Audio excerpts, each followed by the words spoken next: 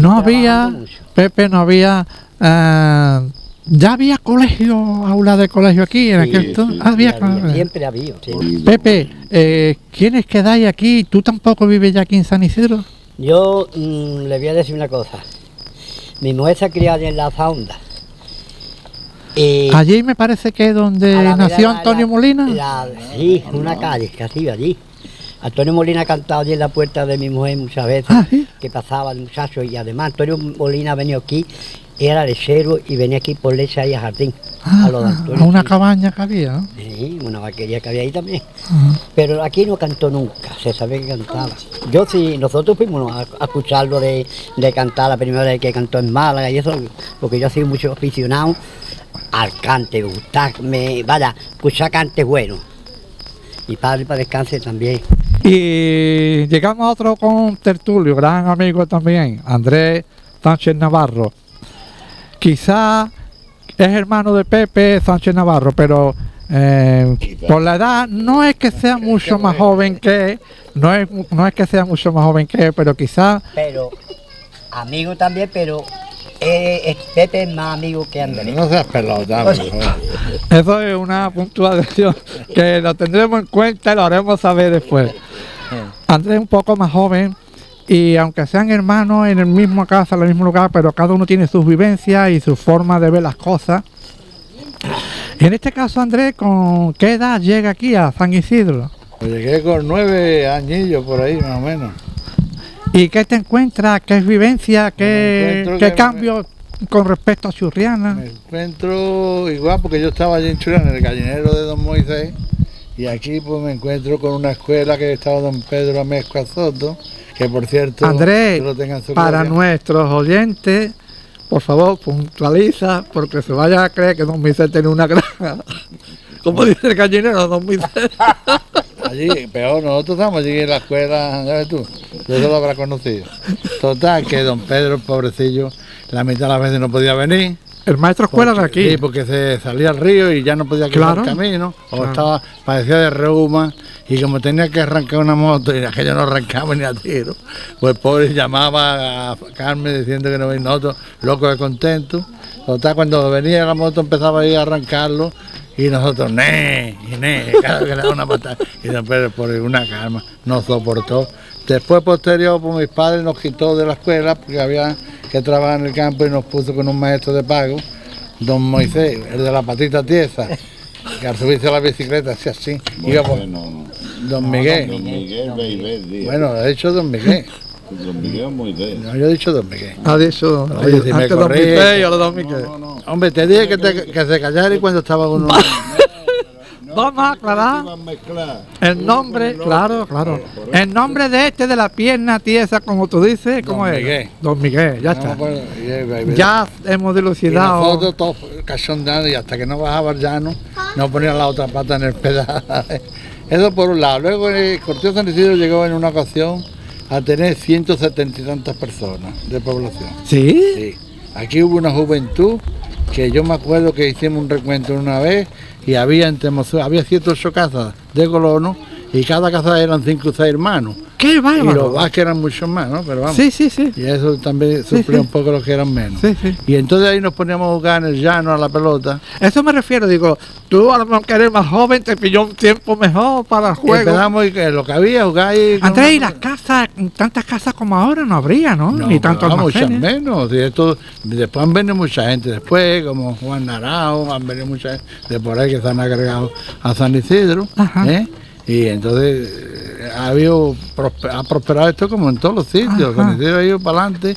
Lo que pasa es que hoy, que estamos aquí hablando, tengo tristeza, pero tengo alegría a la vez, porque gracias a los medios que hay modernos, se va a quedar plasmada la historia de San Isidro para los años venideros, y al esfuerzo que había hecho ustedes también. Eso, hombre, esa era nuestra ilusión. Nobleza obliga. No, hombre, también hemos contado con tu generosidad, que nos has preparado los contertulios, el lugar. Bueno, y sabíamos que eres una persona muy vinculada a lo que es Churriana y su mundo, y como el mundo de Churriana también es San Isidro, pues sabíamos que podíamos contar contigo y pasar una tarde agradable, porque estas cosas hacerlo con acritud, después se transmite al público, a los televidentes, y de alguna manera hablar de algo que va a ocurrir, y que bueno, pues aquí estamos para que las generaciones venideras de otros lugares, incluso de los herederos que nacieron en San Isidro, sepa de que esto existió y de que fue una potencia agrícola en la olla de Málaga y en Málaga y su provincia. En aquel tiempo, ¿alguna fiesta especial que preparabais por aquí o algo? Nosotros, ya lo ha dicho Pepe, venía un señor que no voy a mentar nombre, que pretendía a una muchacha de aquí, y nosotros, él nos pagaba la orquesta y todo lo que aportaba de poner la oportunidad de bailar con él. No voy a mentar nombre por respeto que me merece. No. Pero eso era así, esto lo organizamos en el Guateque y le cobraban 7 veces más de lo que valía. ¿Te refieres a esto, al personaje que nos acompaña? Sí. Están aquí los culpables. Que en aquel tiempo eran jóvenes pero afilaban de los lindo. Y lindos. luego se sentía a gusto con eso, ¿no? Con beso allí, aparecía con un coche caballo de esos grandes, de grandeza, y nosotros locos contentos, ¿sabes? Porque nos poníamos morados y lo pagaba el gasol, ¿eh? Andrés, aún se ve incluso algunos arcos, uno de ellos más señorial, el otro un poco más al estilo cortijo. ¿Ambos pertenecían a la misma casa? ¿A la casa de San Isidro? Desde que nosotros tenemos conocimiento de lo que es San Isidro, siempre lo hemos visto igual, ¿eh? Lo que pasa es que antes tenía más vistas porque se veía más. Hoy lo han tapado todos los Estaban más descubiertos. Sí, han edificado los costados, los lados, todo el mundo ha ido haciendo lo que ha podido, y claro, le ha quitado la vistosidad que tenía, igual que los muñecos que había antes en las esquinas. Es una escultura, te refieres, unos arcos que había allí a donde vivía él, que también tenía una perspectiva San Isidro muy bonita. Todo eso se ha perdido porque ya está todo edificado todo. Se comenta incluso que en un momento dado, incluso alguna casa que luego pasó a llamarse Montañés, por ejemplo, y otra Monte, posiblemente pertenecía a lo que era el latifundio, digamos, de San Isidro, porque hay una confusión en alguna fotografía y parece que no es concretamente la fotografía esa, no es el portón en la torre de San Isidro, pero posiblemente pertenecía a San Isidro en los años 40 y posiblemente hoy se conoce como Cortijo de Montañés o algo así. Nosotros, es que antes te voy a explicar, porque no me gusta quedarme con el tintero, eso de latifundio y minifundio. Aquí nosotros lo hemos vivido. Yo no tengo queja ninguna, porque con nosotros nos portamos bien. Pero aquí también había una diferencia de clases sociales, asunto de bienestar. ¿Dentro del cortijo? Sí, aquí. Vamos, digamos, para entendernos. Los que estamos aquí hemos sufrido más cercano esa situación, porque había quien podía muy bien y otros que podían menos. Porque yo me acuerdo cuando se salía al río, que nosotros, como sabía, nos poníamos luego contentos porque no íbamos a cegar las barbas, pero Adolfo estaba ahí con el pienso y había que pagarle después, ¿sabes? Y a veces no se podía. Y todas esas cosas, y otros, los que tenían posible, le afectaba menos. No tenía problema. Yo me acuerdo de mi padre, pobrecillo, claro, que por una cara, no, mi madre, la pobre igual. Y todo eso me se queda a mí el recuerdo permanente, no lo puedo olvidar, ¿eh? Sí. También muchas veces tengo que recordar que había gente como Manuel Luque, que era un tío muy apañado, le pedía cualquier cosa y más pronto te la prestaba. ¿Sí? Había otros que no es crítica, ¿eh? Sí, no, pero a cada uno hay que darle un poco. Ese hombre todo lo que tenía te lo prestaba. ¡Qué bárbaro! Sí, era la papera de labrando y todo. Y también me gustaría recordar a dos personas que nos han mentado aquí, que aunque no vivían aquí, una era Salvarillo el Mote y otra era Paco Vega. Eran dos tíos fenómenos. ¿Sí? Y él dijo que salgan también por aquí, aunque sea mentando. ¿Paco Vega vivió en Churriana? Paco Vega no. En Monte. En Monte. Vivió en el Cortijo Nuevo en Monte. Y después, pues tengo más historias, ¿no? Más historietas, si procede. Andrés, ¿no? casi todos los años se salía el río Guadalhorce, inundaba todas las tierras, por eso quizás se pasó con más intención al cultivo de la caña de azúcar. Hombre, la caña de azúcar es que se defendía muy bien, porque tenían menor gasto, ¿eh? Y la caña, el río la perjudicaba con la lama un poco y los azucareros te quitaban unos descuentos, luego para cortarla se mantenía todavía la lama allí y había que tener, bueno, pues estaba un trabajo, pero por lo demás la caña de azúcar ha sido la que aquí, y la alcachofa también.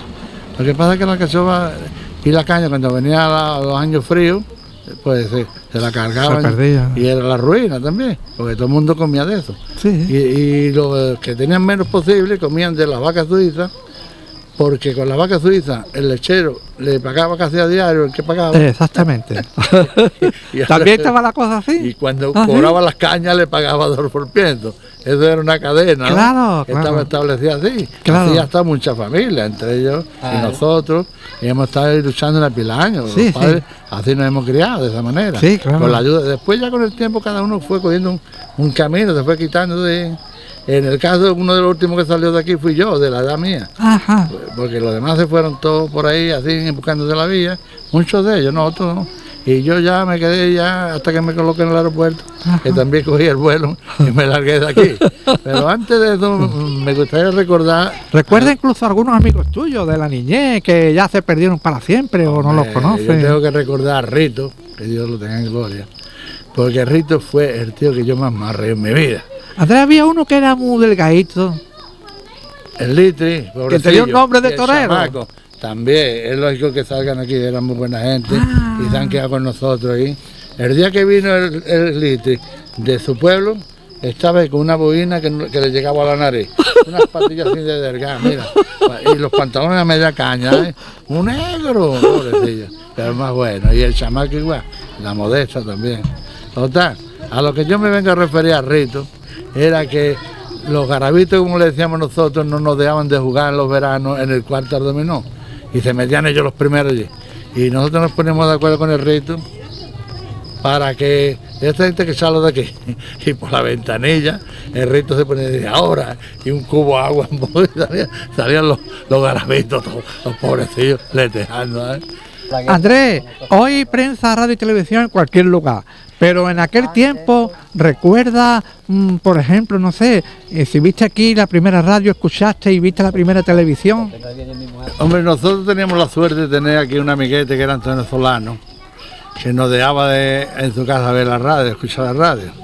Entonces, cuando ya llegaba una hora ya determinada, nosotros a nuestra vez, pero la mujer Conchita, que lo tenía en gloria, se mosqueaba. ¿Pero te refieres a que era un bar o algo? No, en su casa particular. ¿En su casa particular? Sí. Entonces decía Conchita, espáchalo. Y Solano empezó a menear bigotes. Le da una irritación. Y nosotros nos calábamos igual que estamos haciendo con este, igual. Y pasaba. Después pasó a casa. Porque no había radio que ni nada. Sí. Y después, cuando Solano se puso un poco chungo, pues hacemos a casa de mi suegro. A casa Sí. Y había un concuñado mío que ha muerto, que murió. Pues dice, esta gente los arreglo yo, ¿sabes? Y cuando le parecía salían cartones blancos. y se largó todo el mundo, y ya se acabó la fiesta de la radio, ¿sabes?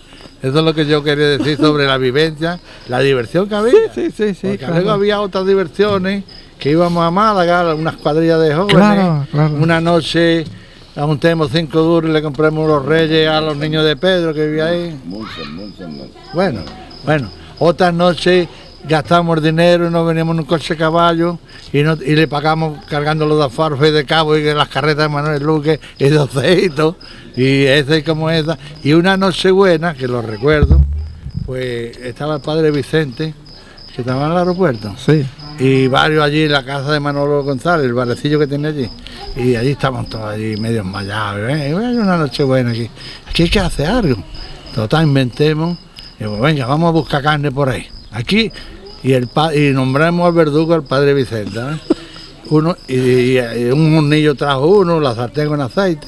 Y salimos 6 o 7, Uno trae un conejo, el otro trae. Y yo me presenté con un gallo, un témpano de, Mira.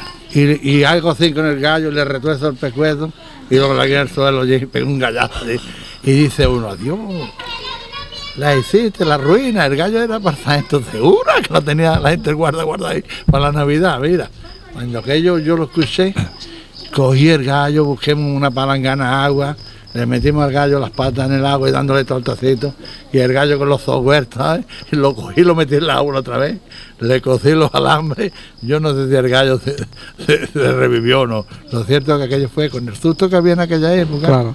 Figúrate tú que yo me hinqué el gallo. Del cortejo de San Isidro, dice don Antonio Pons en sus escritos de viajes por España, realizado en el año 1791. Uno de los sujetos que, como llevo dicho, puede servir de modo a sus conciudadanos es Pedro Ortega Monroy, quien ha establecido una gran haciendas y muchas plantaciones en las márgenes del río Guadalhorce, llámese la hacienda de San Isidro, y desde luego se reconoce en ella el buen gusto, estima y modo de pensar de su dueño.